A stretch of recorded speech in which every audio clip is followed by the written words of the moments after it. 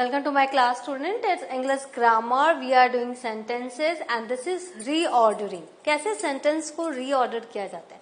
आपने jumble sentence देखे होंगे, आपके आएंगे एग्जाम में.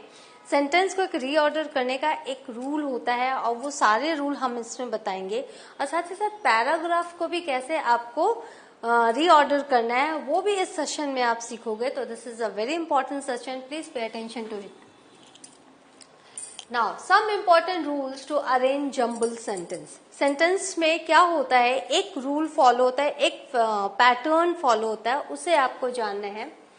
हम जब भी सेंटेंस लिखते हैं उसमें सब्जेक्ट, फिर वर्ब और फिर ऑब्जेक्ट होता है, राइट? या फिर सब्जेक्ट, वर्ब, फिर नॉट लिखते हैं, फिर ऑब्जेक्ट होता है. जब क्वेश्चन हम लिखते हैं, इंट्रोगेटिव सेंटेंस लिखते हैं, तब वर्ब पहले होता है, फिर सब्जेक्ट होता है, फिर ऑब्जेक्ट होता है, राइट? और जब नॉट होता है, नेगेटिव सेंटेंस होता है, तो पहले वर्ब होता है, फिर सब्जेक्ट, फिर नॉट एंड फिर ऑब्जेक्ट. तो जैसे आई एम अ टीचर, तो यहां देखो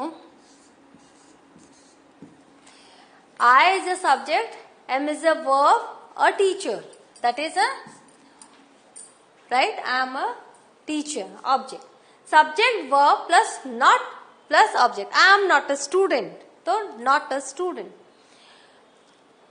Are you a teacher? तो are जो है verb है पहले आ गया, subject you बाद में आया and then object. Are you not a student? तो not के बाद a student. तो इस तरह से हम क्या करते हैं, सेंटेंस को फ्रेम करते हैं. If there are 3 sentences starting with the words but, so and now respectively, अगर आपको 3 सेंटेंसेस मिले जिसमें बट, सो एंड नाउ से स्टार्ट हो रहा है, तो वो जो सेंटेंस है सबसे पहले बट आएगा, बट वाला सेंटेंस पहले आएगा, उसके बाद सो वाला आएगा, उसके बाद नाउ वाला आएगा. ठीक है? बट मतलब एक हमने दुविधा आई, बट लेकिन, फिर सो इसलिए, नाउ अब. तो एक सीक्वेंस में हम इसको अरेंज करेंगे और ये पैराग्राफ जब हम जंबल मिलता है तो इसके लिए ये काम आता है. Now next, if the given set of sentences consist of simple, compound and complex sentences, they are arranged in the following order. आपको पता है 3 तरह के सेंटेंसेस होते हैं, सिंपल, कंपाउंड एंड कॉम्प्लेक्स. तो जो सिंपल सेंटेंस होता है इसमें सब्जेक्ट होता है, वर्ब होता है, कंप्लीट थॉट होता है. जैसे Rajiv waited for the train.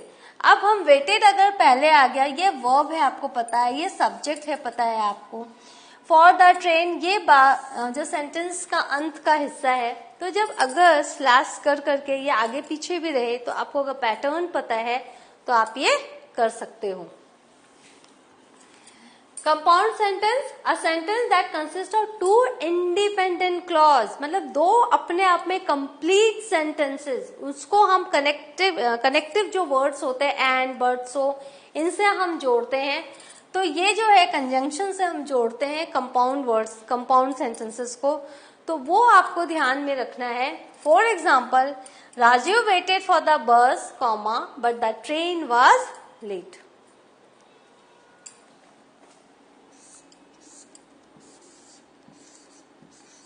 Right?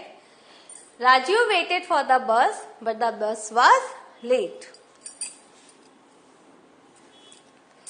Now, complex sentence. A sentence that consists of an independent clause and one or more dependent clauses connected to it. तो जो complex sentence होते हैं वहाँ एक main clause होता है जो independent clause होता है और जितने भी और other clauses होते हैं वो dependent clause होते हैं, उससे connected होते हैं. तो जैसे Rajiv realize that the train was late while he waited at the station. तो देखो, Rajiv realized that the train was late, right? While he waited at the station, ये डिपेंडेंट क्लॉज हो गया. तो इस तरह से आपको कॉम्प्लेक्स सेंटेंस में आप समझ सकते हो कि जो जंबल्ड सेंटेंसेस है ये कौन सा है, सिंपल है, कंपाउंड है या कॉम्प्लेक्स है. Now transition words and linking words, जितने भी ट्रांजिशन वर्ड और लिंकिंग वर्ड है, sometimes help to put the sentences in an order in sentence arrangement questions.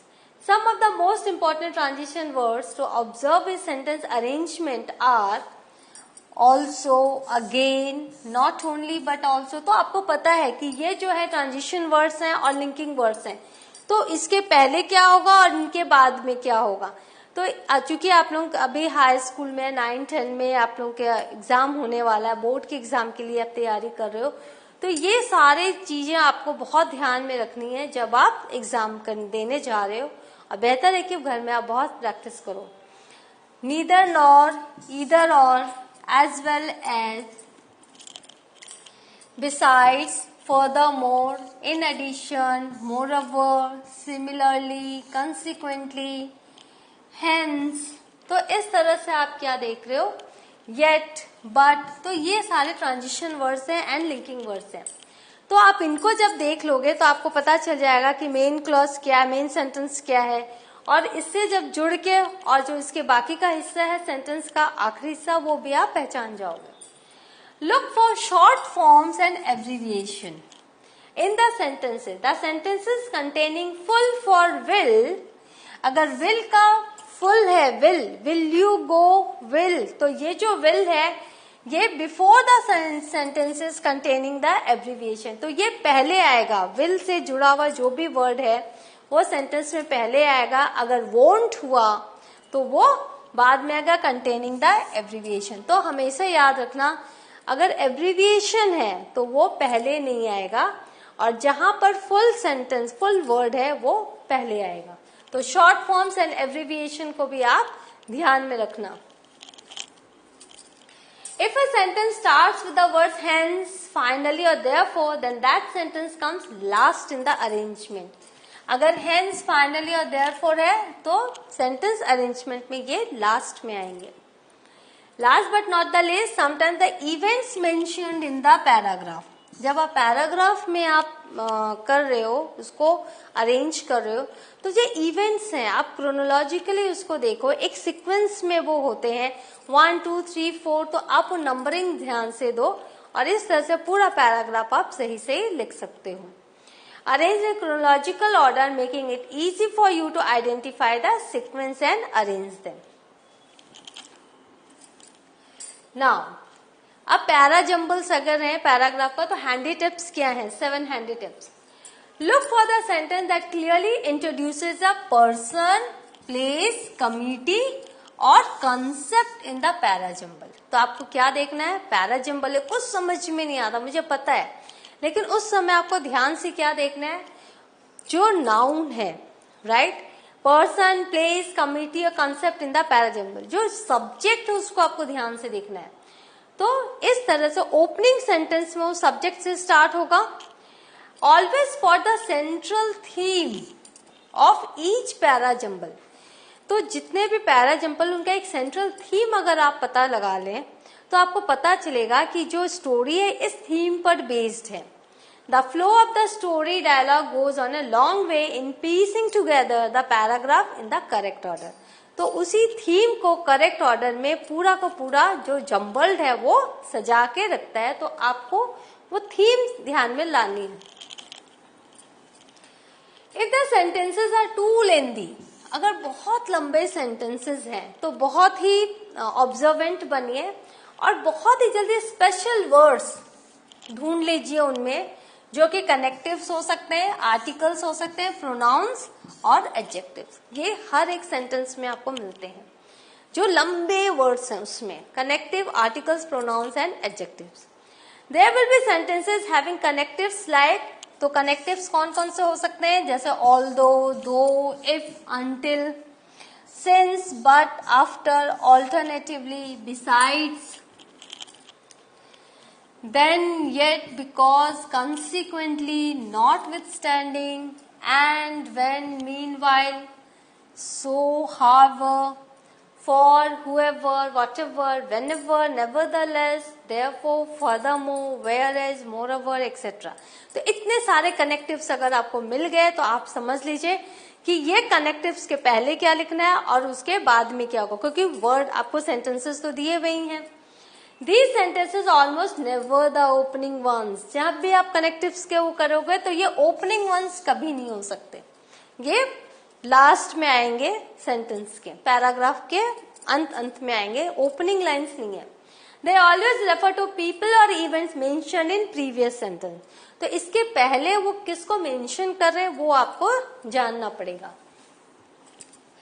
Even articles can help to some extent in these questions. तो articles से कैसे, तो the है वो definite article है, a और n जो है वो indefinite article है. तो the हम कब लगाते हैं, जब ऑलरेडी पहले हम मेंशन कर चुके होते हैं किसी सब्जेक्ट को, तो उसको फिर से जब रेफर करते हैं तो the लगाते हैं. और a और n इंट्रोड्यूसिंग रहता है. जब हम इंट्रोडक्टरी जब हम करते हैं किसी को इंट्रोडक्शन किसी का देते हैं तो a और n देते हैं. तो इनसे भी आपको पता चल जाएगा कि कौन सा वर्ड पहले आएगा. The is used to denote something or someone specific or when the person or thing for which the article has been used has already been introduced. A or n are used while introducing something for the first time and also for stating general facts. तो general facts के लिए ए और N हम use करते हैं, और हम जब फर्स्ट टाइम हम इंट्रोडक्शन देते हैं तो हम ए और एन का यूज करते हैं. तो इससे भी आपको पता रहेगा कौन सा वर्ड पहले लगाना है. Pronouns like he, she, they, it, them, their, him, her, etc. are used when the person being talked about has already been introduced. हम प्रोनाउन कब हम यूज करते हैं, नाउन के बदले हम प्रोनाउन यूज करते हैं. तो पहले नाउन यूज हो चुका है, फिर हम प्रोनाउन यूज करेंगे. तो इस तरह से भी जब पैराग्राफ रहेगा तो आपको पता है प्रोनाउन से जो सेंटेंस है वो ओपनिंग लाइन नहीं होगी. Some parajumbles can be tackled by taking pronouns as a guide. अब एक्सेप्शन में फर्स्ट पर्सन आई पहले हो सकता है, तो ये एक्सेप्शन है. अब एक्सरसाइज कर लेते हैं. यहां देखो करना आपको है इज इट दैट आपको पता है relative, attracts verb, so many, to it, about, prayers, people, what. अब ये आपको ये पता है कि ये क्वेश्चन मार्क है, मतलब ये क्वेश्चन है. तो सबसे पहले आपको क्या ढूंढना है, क्वेश्चन वर्ड ढूंढना है. क्वेश्चन वर्ड क्या है यहाँ पे, व्हाट. तो व्हाट नंबर 1 हो गया. अब जब आपको नंबर 1 व्हाट मिल गया तो अब आपको पता है जब हम क्वेश्चन वर्ड लिखते हैं तो ऑक्सिलरी लगाते हैं. तो यहाँ ऑक्सिलरी कहाँ पे आया, इज एन इट. तो ये आपका नंबर 2 हो गया. तो व्हाट इज इट, फिर आप कनेक्टिव दैट, तो ये that. What is it that attracts, what attracts so many who. कोई कुछ तो आपका ऑब्जेक्ट होगा, कुछ तो नंबर है, तो यहाँ people 5 and this is 6. so many people क्या करने के लिए, about prayers. तो what is it that attracts so many people about prayers. तो यहां आप देख रहे हो इस तरह से आपने इसको लॉजिकली सोच के किया. Now second is offer peace of hope and of mind a lot prayers.